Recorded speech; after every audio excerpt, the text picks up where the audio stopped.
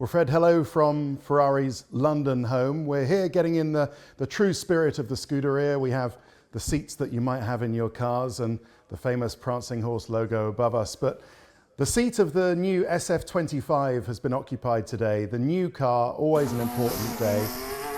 What's the verdict so far? How does it look?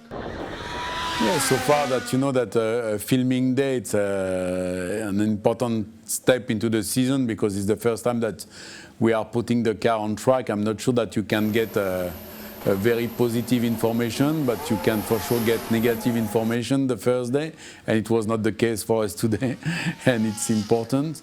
Now it's nothing to do with the competitiveness of the car, but we'll see it next week in Bahrain. But it was a clean day, and it was good to be back on track and to start the season.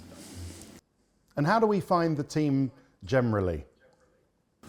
The team was good. That you know that when you say that we have 2 months, a break of 2 months in the winter, you complain at the beginning that it's too short, but then in the middle of the winter you can't wait to be back on track. And we did some TPC test day the last couple of weeks, but it has nothing to do with the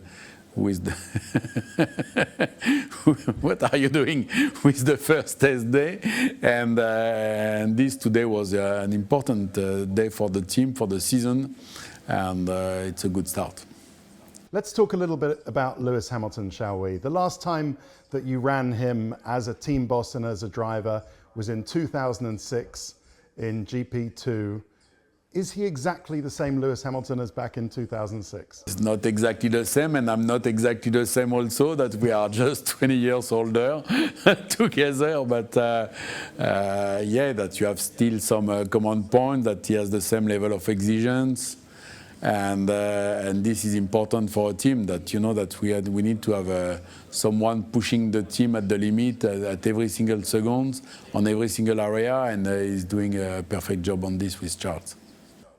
And what have you made of the incredible worldwide reception to him joining Ferrari? Yeah, that this was an important step into the season, probably, that it was a good launch, and but it's more on the marketing, and it was for sure it was very welcome. He's bringing a new energy into the team, a mega enthusiasm, and this is important for sure, even in terms of performance. But now we have to turn the page of this and to be focused on proper racing. Okay, and to do that, of course, we're talking about the car itself. What are your thoughts on what you're trying to do with the car? Because you've changed the car's front suspension layout. It looks like you've tried some different things. What was the intention behind it, and what are you hoping from the SF25? We are opening new doors for the development, because after 4 years, sometimes it's you are struggling a little bit to bring more downforce or to improve with your concept. We saw that it was a good opportunity, that we made the choice. It looks to be okay so far, but it's true that it will be only in Bahrain and in Australia that we will have a proper picture. But I think it was an important step into the development. After 4 years, sometimes you struggle to improve on your way, and you have to change a little bit the direction.